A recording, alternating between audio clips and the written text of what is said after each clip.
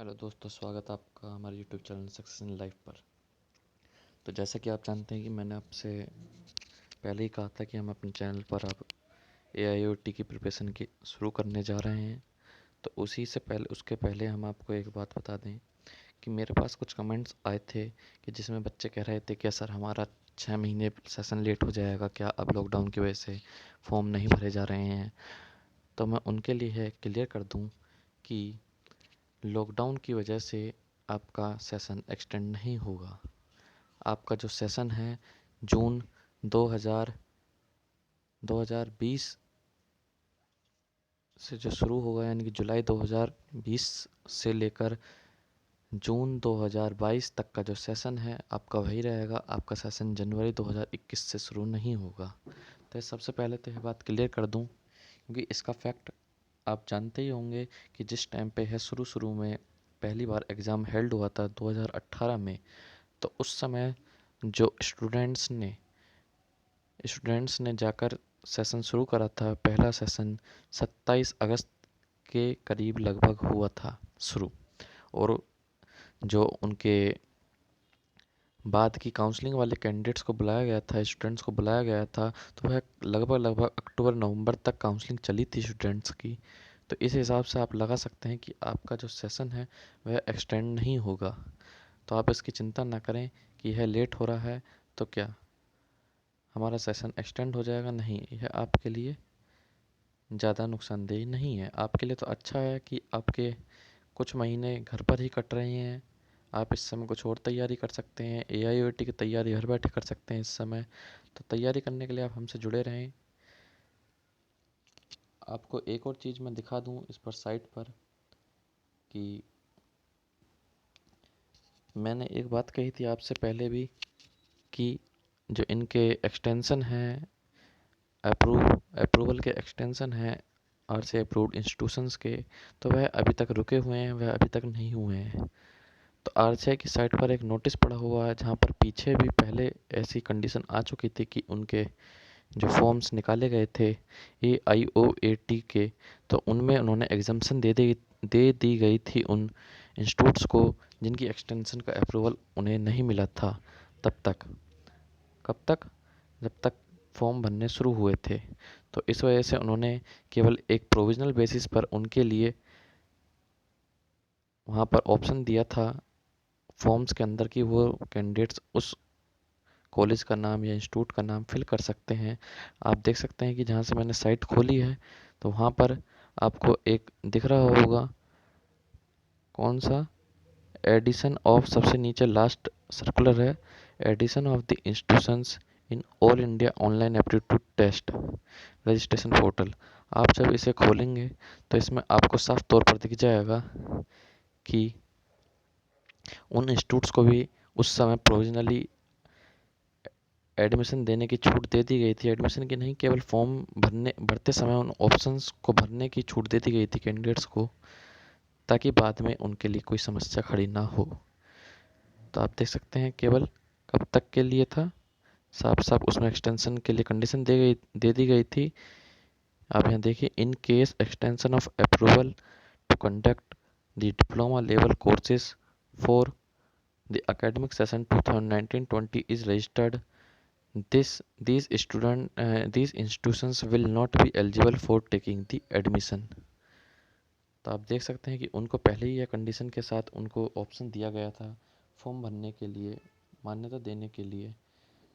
साथ ही अब तैयारी की बात करते हैं तो तैयारी में जो पेपर का फॉर्मेट है AIoT का, तो उसमें 25 क्वेश्चंस जो हैं वह किसके हैं, इंग्लिश के, 25 क्वेश्चंस हैं मैथ के, 25 क्वेश्चंस हैं रीजनिंग एप्टीट्यूड के, और 25 क्वेश्चन जो हैं वह आपके हैं जनरल नॉलेज से। ठीक है, जनरल अवेयरनेस से हैं ये क्वेश्चंस। तो उसी के साथ आपको बता दूं कि इसमें समय आपको कितना मिलेगा।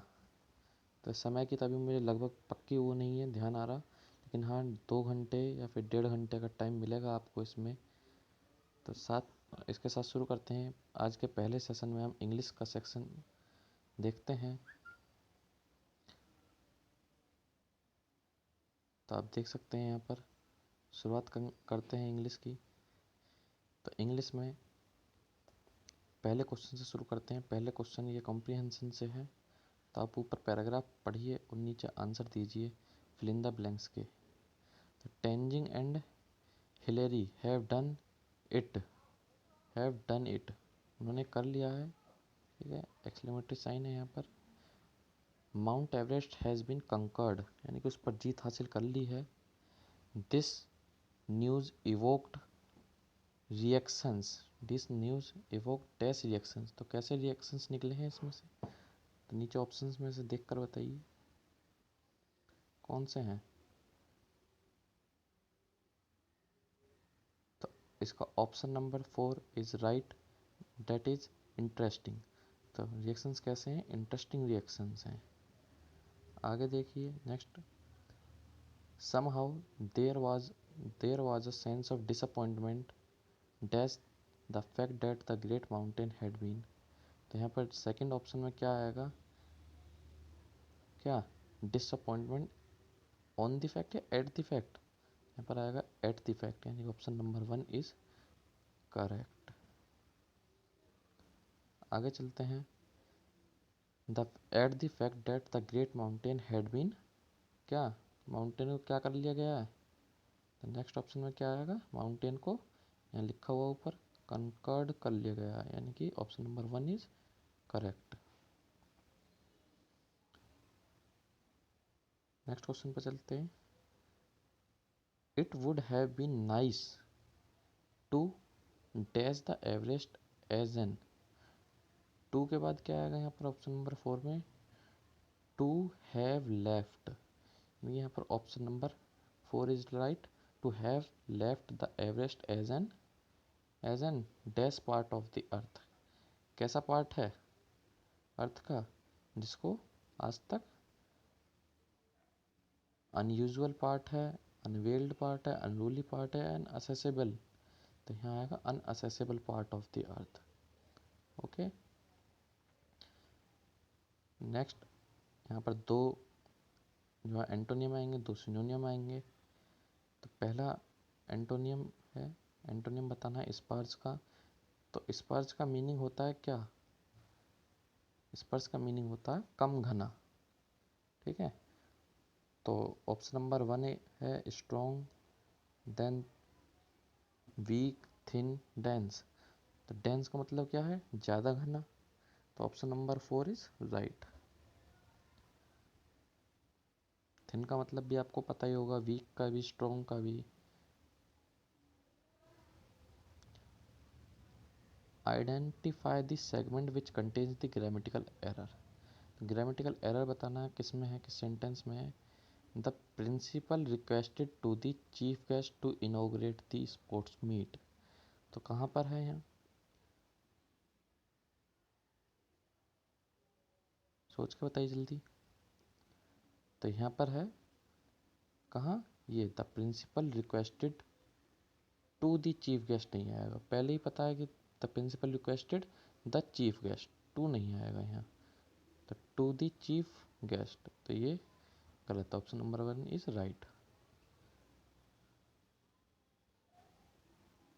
नेक्स्ट सिनोनिम बताना है अपॉर्च्यून का, तो अपॉर्च्यून का मतलब क्या होता है, इसको अपॉर्चुनिटी मत समझिए कि मौका मिल गया, अपॉर्च्यून का मतलब है ऑन टाइम, यानी कि समय रहते, तो उसका सिनोनिम क्या हुआ, टाइमली।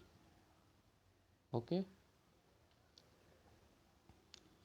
नेक्स्ट में क्या बताना है, पैसिव फॉर्म बतानी है इस सेंटेंस की, the have you paid your outstanding bills, तो इसके लिए क्या बोलेंगे हम, have your outstanding bills been paid, तो ये इसका क्या है, ऑप्शन नंबर 4 राइट है।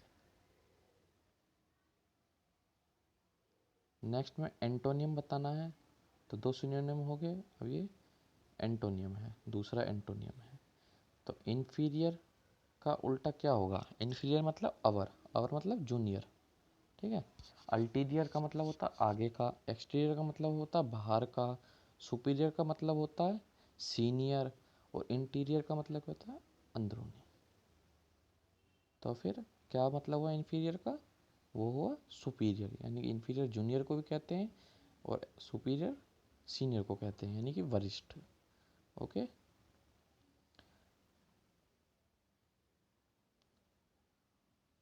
नेक्स्ट क्वेश्चन है, तो यहाँ पर क्या बताना है कि जहाँ गलती है उसको हमें सही करना है। Underline segment, if no substitution is required then select no substitution. Okay, of Rama and Usha, the latter is the most responsible. तो ये जो है सेलेक्टेड है, इतना इतना पार्ट जो है सेलेक्टेड है। Of Rama and Usha the latter, latter का मतलब क्या होता है इस वाले लेटर का, तो वह है बाद में, ठीक है। और LATTER वाले का मतलब क्या है, लेटर यानी कि बाद वाला, ठीक है। राम और उषा में, रामा और उषा में बाद वाला मोस्ट रेस्पॉन्सिबल है या मोर रेस्पॉन्सिबल है, तो यहाँ पर आएगा more responsible. Option number 3 is right. यहाँ बताना है select the correctly spelled word, तो स्पेल्ड वर्ड का कौन सा करेक्ट है वह बताना है। तो सबसे पहले यदि आप ना देखें, अगर होल वर्ड अप्रोच लगाएं आप अपनी यहाँ पर, तो आप देखेंगे कि पहला वर्ड कंस्ट्रक्शन लिखा हुआ, दूसरा डिस्ट्रक्शन लिखा हुआ, तीसरा रिपीटिशन और चौथा कंपटीशन। तो अब आप इसकी स्पेलिंग अपने दिमाग में एक साथ बोल सकते हैं कि इसकी स्पेलिंग ये है। तो यहाँ पर आप देख सकते हैं कि कंस्ट्रक्शन में एस नहीं है एन के बाद, डिस्ट्रक्शन में DE आएगा यहाँ, रिपीटिशन की स्पेलिंग सही है बिल्कुल, और कंपटीशन की COMPE, पी के बाद E आएगा, ठीक है। तो option number 3 is right. Select the wrongly spelled word, कौन सा वर्ड रॉन्गली लिखा हुआ है, स्पेलिंग मिस्टेक है, यहाँ देख सकते हैं। मिजनरी ठीक है, हेरिडिटरी ठीक है, ज्वेलरी भी ठीक है, और एलिमेंट्री, तो एलिमेंट्री में यह T के बाद A आएगा, तो यह एलिमेंट्री की स्पेलिंग यह होती है। तो जो मैंने ऊपर वाले उसमें बताई होल वर्ड अप्रोच लगाकर आपको स्पेलिंग्स निकालनी है। नेक्स्ट क्वेश्चन, यहाँ पर बताना select the most appropriate meaning, then to bark up the wrong tree, यानी कि गलत पेड़ पर भौंकना। तो क्या हुआ मतलब, to be mistaken about the name of a tree, no. To be wrong about the reason for something, no. To eat an unpalatable fruit by mistake, no. To bury money under a tree and forget the place, no. तो कौन सा इसमें answer होगा आपको सोचना, मैंने सब में नो बोल दिया। तो इसका ऑप्शन है 2। क्यों, to bark up the wrong tree, यानी किसी गलत रीजन की वजह से गुस्सा हो रहा है। नेक्स्ट क्वेश्चन है, by next week I will have been made all the reservations for the trip to Europe. तो यहाँ पर कौन सा एरिया है, यह एरिया अंडरलाइंड है, ऊपर देख सकते हैं आप, अंडरलाइंड सेगमेंट पूछी गई है। तो यहाँ पर next week I will have been made all reservations for the trip to Europe, तो क्या कौन सी डिस्प्लेस कर सकती है इसे, will have been making, will have made, will made, will had make. तो क्या आएगा, by next week I will have made all the reservations for the trip to Europe. तो option number 2 is right.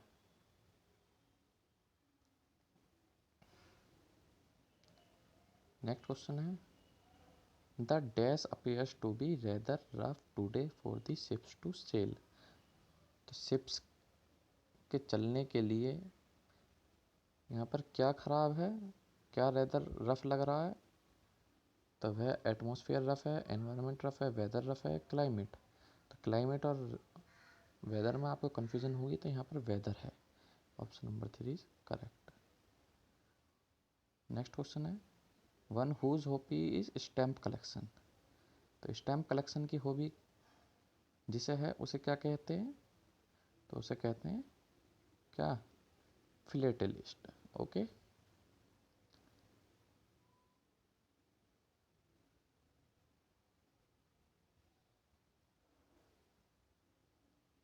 Indirect form बतानी है, direct लिखी हुई है, इसकी इनडायरेक्ट फॉर्म बतानी है। The lawyer said to the accused where were you at the time of burglary. तो यहाँ क्या है, the lawyer asked the burglar where were you की जगह आ जाएगा he was at the time of burglary. तो यह किस में है, the lawyer asked the burglar where he was at the time of burglary. तो option number 4 is correct. Pathetic, तो यहाँ सिनोनिम पूछा है, तो पैथेटिक क्या होते हैं, पैथेटिक का मतलब होता है दयनीय, यानी कि जिसको दया आती है। पिटफुल यानी कि रहमदिल, तो दया कौन कर सकता है, जो रहमदिल है।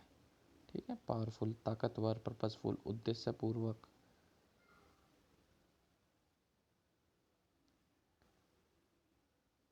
यहाँ पर सेंटेंस दिए गए हैं, ये जम्बल्ड हैं, तो बताना है कौन सा सीक्वेंस इनको सही है। तो इस क्वेश्चन में आपको क्या करना है, 4 ऑप्शंस हैं, 2 तरीके से मैं आपको बताता हूँ कम से कम कि कैसे आप इसको सही से कर सकते हैं। बिल्कुल करेक्ट करेक्ट। पहले तो जो ऑप्शन दे रखे हैं, चाहे तो आप इन्हीं के थ्रू एक साथ इसे पढ़ सकते हैं। ठीक है, इन्हीं के साथ पढ़ के देख सकते हैं कि क्या सही है। और दूसरा, इनमें देख सकते हैं कि कौन सा वर्ड ज़्यादा बार रिपीट है।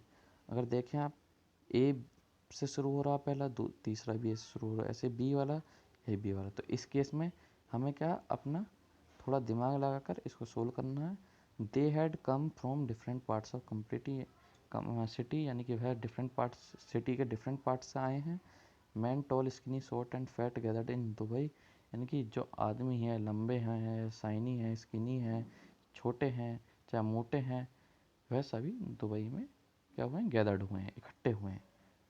और they were all named Mohammed but all of them had one thing in common. तो आपको यहाँ से एक आइडिया आ जाएगा, क्या, man tall and skinny short and fat gathered in Dubai, they had come from different parts of the city, ये सभी गैदर्ड हुए और वह सभी अलग अलग पार्ट से आए थे। और but all of them had one thing in common, वो अलग अलग कंट्री सिटी से आए थे, लेकिन उनमें फिर भी एक बात कॉमन थी, क्या, कि वो सभी मोहम्मद थे। तो यही बात है, BADC is the right answer, option number 4। One who is in charge of museum of art gallery. Art gallery का जो इंचार्ज होता है उसको क्या कहते हैं, तो उसे कहते हैं क्यूरेटर। मॉनिटर भी आप जानते हैं, जो किसी पर नज़र रखे, कलेक्टर जो कुछ कलेक्ट करे, इंस्ट्रक्टर जो इंस्ट्रक्शंस दे। Select the most appropriate meaning of the idiom, to grease the palm. ठीक है, तो इसका क्या होगा, टू ब्राइब समवन। तो ऑप्शन नंबर 1 इज राइट। मक्खन लगाना जो कहते हैं वो यही है। Fill in the blank with the most appropriate word. The archaeologist made a dash discovery. तो उसने कैसी डिस्कवरी करी, सेंसिटिव करी, सेंसिबल करी, सिनाल करी, सेंसेशनल। तो इन सभी में मोस्ट अप्रोप्रिएट है सेंसेशनल। तो आर्कियोलॉजिस्ट ने एक सेंसेशनल डिस्कवरी करी। Identify the segment which contains the grammatical error. Ambulance have arrived on time, the extent victim was taken to the hospital.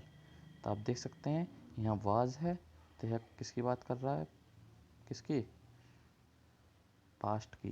और यहाँ पर क्या है, अराइव्ड, ये किसकी, प्रेजेंट परफेक्ट की। तो यहाँ पर क्या आएगा, पास्ट परफेक्ट। तो यहाँ पर कहाँ एरर है, grammatical error, have arrived on time.